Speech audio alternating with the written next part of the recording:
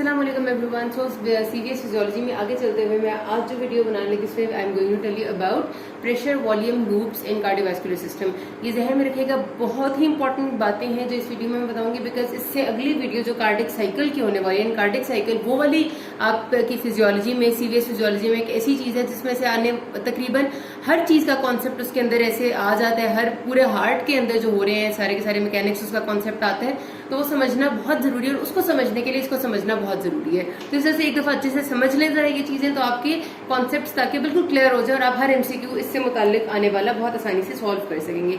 तो first of all ये है कि प्रेशर वॉल्यूम लूप्स इन सीवीएस, बेसिकली ये है कि हार्ट के अंदर एक पूरा जो साइकिल चलता है, यानी कि हार्ट का जो साइकिल है वो क्या होता है कि लेफ्ट वेंट्रिकल हमारा मेन वो, या फिर आप लेफ्ट वेंट्रिकल को हम इसलिए कंसिडर करते हैं क्योंकि वो मेन एरिया जो पूरी बॉडी में ब्लड को थ्रो आउट करेगा। तो जाहिर है वो जो एक पूरा फेज चलता है जिसमें ये होता है कि पहले ब्लड वेंट्रिकल में आना है, उसने फिल होना है और फिर ब्लड ने बाहर जाना है और दोबारा से ब्लड ने फिल होना है। ये सारा फेज किस तरह से चलता है, क्या क्या फेजेस आते हैं, उसमें प्रेशर और वॉल्यूम ऑफ द वेंट्रिकल में क्या चेंजेस आ रही होती है, वो आपको इस प्रेशर वॉल्यूम लूप में बताया जाता है। ठीक है, अच्छा जी, तो ये जहन में रखिएगा कि जब मैं लफ्ज इस्तेमाल करूंगी आइसोवॉल्यूमेट्रिक, तो नाम से पता चल रहा है आइसो का मतलब होता है सेम, तो आइसोवॉल्यूमेट्रिक का मतलब है कि वो फेज है जिसमें वॉल्यूम सेम रहेगा। वॉल्यूम सेम रहने का मतलब क्या होता है, दूसरे लफ्जों में वॉल्यूम का मतलब हार्ट के अंदर वॉल्यूम बनता है ब्लड से।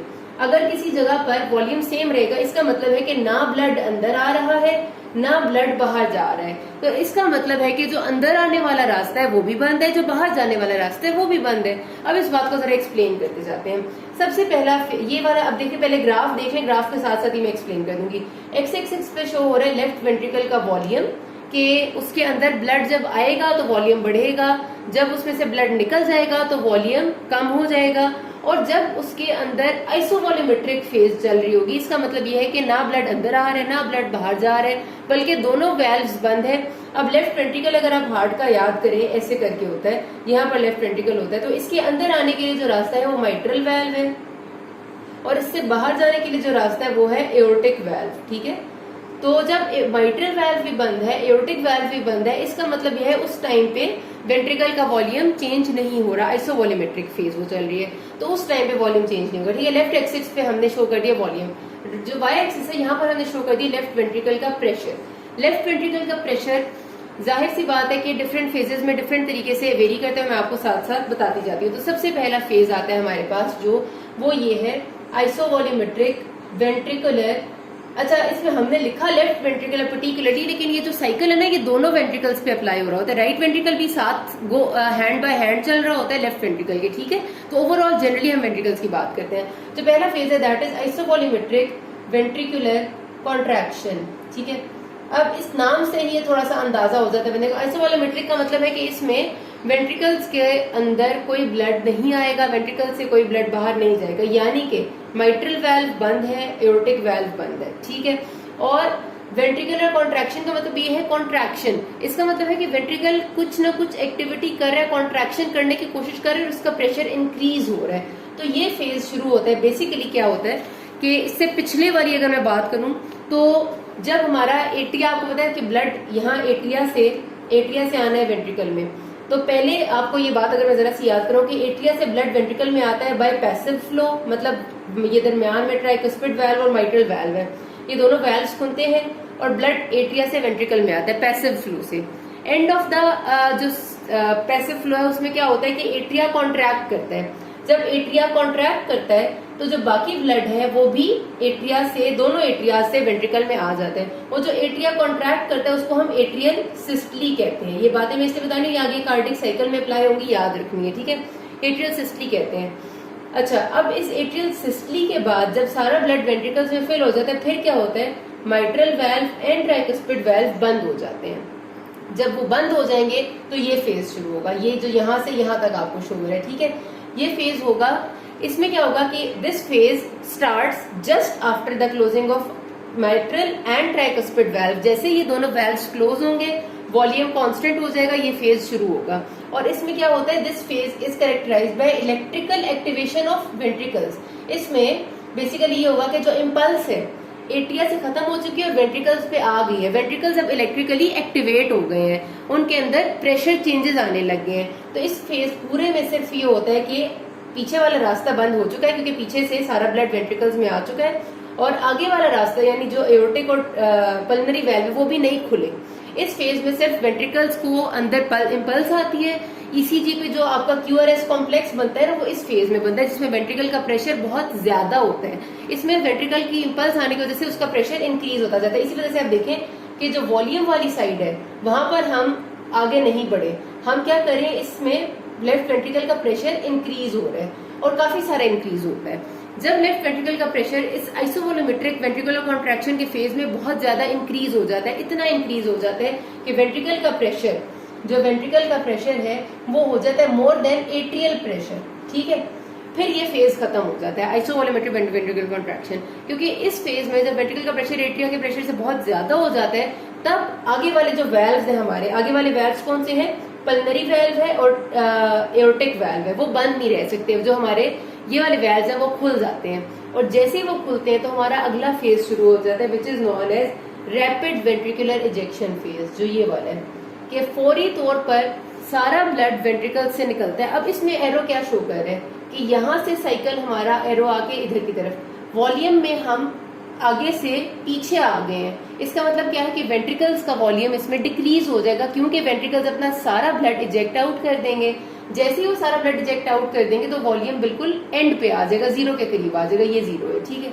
इसके साथ साथ आप देखेंगे थोड़ा सा इस फेज में भी प्रेशर इंक्रीज हुआ और एंड में आके डिक्रीज हुआ। वो ये वजह है कि इस फेज में वेंट्रिकल्स अपना प्रेशर इंक्रीज कर रहे थे, कॉन्ट्रैक्ट करने की कोशिश कर रहे थे, लेकिन वेल्व्स नहीं खुले थे, तो एक हद तक इंक्रीज हुआ था। आखिर में जब वेल्व्स खुल गए तो उन्होंने और जोर से कॉन्ट्रैक्ट किया और सारा ब्लड भी चेक आउट कर दिया, तो वॉल्यूम बिल्कुल पीछे की तरफ आ गया और प्रेशर और इंक्रीज हुआ क्योंकि पूरे कॉन्ट्रैक्शन हुई थी और एंड में आके प्रेशर थोड़ा कम हो गया। तो ये फेज है जी हमारा second phase, which is known as rapid ejection phase, rapid ventricular ejection या रैपिड इजेक्शन। अच्छा, अब आते हैं थर्ड फेज पे। अब क्या होता है, जब सारा का सारा ब्लड वेंट्रिकल्स इजेक्ट आउट कर देते हैं, तो अब हमारे जो आगे वाले वेल्व्स थे, आगे वाले वेल्व्स कौन से थे, pulmonary valve and aortic valve, जो यहाँ पर है, इनको थोड़ा सा साफ कर देते हैं इस डायग्राम को। अब हमारे जो पल्मोनरी और एओर्टिक वेल्व है ये दोनों बंद हो गए। बंद होने के बाद दूसरी तरफ जो हमारे माइट्रल, एक तो ना तस्वीर अच्छी सी बनाऊं ताकि आपको समझ भी आए। अच्छा, जो यहाँ से हमारे पल्मोनरी और एओर्टिक वेल्व है ये बंद हो गए, और जो माइट्रल वेल्व और ट्राइकुस्पिड वेल्व है वो भी बंद है, ठीक है, ये भी नहीं खुले। वेंट्रिकल ने ब्लड सारा बाहर भेज दिया और पल्मोनरी और एओर्टिक वेल्व बंद कर दिए गए, लेकिन जो पीछे वाले थे माइट्रल और ट्राइकुस्पिड वेल्व, जिनसे ब्लड एट्रिया से वेंट्रिकल में आने, वो भी नहीं खुलने, फौरन नहीं खुलते। पहले क्या होता है, पहले आपका वो फेज आता है जिसमें वेंट्रिकल का जो प्रेशर इतना ज्यादा हुआ है ये डिक्रीज होता है। तो इस थर्ड फेज को हम कहते हैं आइसोवोल्यूमेट्रिक वेंट्रिकुलर रिलैक्सेशन। वेंट्रिकल्स है सेठ साहब, वो कहते हैं कि पहले मुझे टाइम दो, पहले मैं अपने प्रेशर को रिड्यूस करूंगा, मैं रिलैक्स करूंगा, और आइसोवोल्यूमेट्रिक होगा ये फेज। इसमें आने वाला जाने वाले दरवाजे बंद होंगे। इस फेज में अभी वेंट्रिकल अलाउ नहीं करता कि पीछे से एट्रिया से ब्लड इधर आ सके। वो क्यों नहीं अलाउ करता, क्योंकि इस फेज के जो रैपिड इजेक्शन है, इस फेज के एंड पे वेंट्रिकल का प्रेशर बहुत ज्यादा होता है। जब वेंट्रिकल का प्रेशर बहुत ज्यादा होता है और ये प्रेशर होता है मोर देन एट्रियल प्रेशर, तो ब्लड एट्रिया से वेंट्रिकल में आ ही नहीं सकता। ब्लड एट्रिया से वेंट्रिकल में तब आएगा जब वेंट्रिकल का प्रेशर कम होगा, एट्रिया से डिक्रीज लेवल पे आएगा। इसलिए इस फेज में आइसोवोल्यूमेट्रिक फेज होता है। इसमें माइट्रल, ट्राइकुस्पिड, एओर्टिक और पल्मोनरी सारे वेल्व्स बंद होते हैं और प्रेशर बिल्कुल नीचे की तरफ आता है with no volume changes, baseline के करीब आ जाता है। इसके बाद हमारे पास आता है, अच्छा अब इस फेज से पहले यहाँ पर हमारे कौन से वेल्व्स बंद हुए थे, यहाँ पर रैपिड इजेक्शन हुई थी। रैपिड इजेक्शन के बाद हमारे पल्मोनरी और एओर्टिक वेल्व बंद हुए थे। तो जब पल्मोनरी और एओर्टिक वेल्व बंद होते हैं तो आपको पता है कि second heart sound S2 produce होती है। ऐसे ही है ना, ये मैं आपको वैसे याद करा रही हूँ क्योंकि आप कार्डिक साइकिल में इस बात को दोबारा मैं बताऊंगी, ठीक है।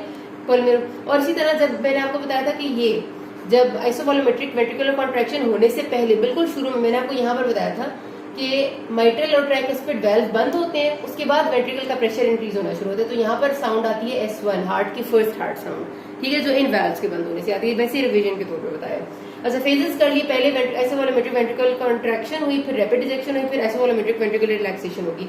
अगले फेज में क्या हुआ, अब वेंट्रिकल्स का प्रेशर हो गया डिक्रीज। अब उन्होंने इजाजत दी है कि एट्रिया को कि मेरे अंदर ब्लड भेज दो।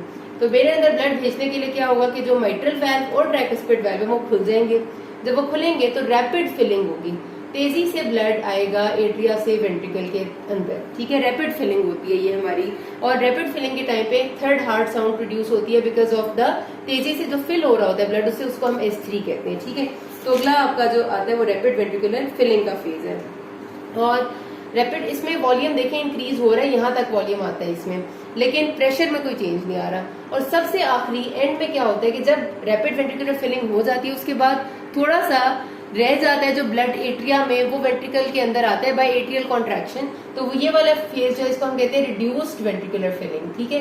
इसमें एट्रियल कॉन्ट्रैक्शन नहीं होती, बेसिकली इसमें ये होता है कि थोड़ा स्लो हो जाता है ब्लड का आना, लेकिन आता रहता है। तो ये रिड्यूस्ड वेंट्रिकुलर फिलिंग होती है कि इससे थोड़ा थोड़ा आहिस्ता आहिस्ता करके ब्लड जो बाकी रह जाता है वो एट्रिया से वेंट्रिकल में आ जाता है। और इस फेज के एंड में एट्रिया कॉन्ट्रैक्ट करके बाकी ब्लड भी अंदर भेज देते हैं, और फिर माइट्रल और ट्राइकुस्पिड वाल्व बंद हो जाते हैं, और आपकी जो फर्स्ट हार्ट साउंड है वो उनके बंद होने पे आती है, ठीक है। अब फोर्थ हार्ट साउंड यहाँ पर कहाँ पर आती है?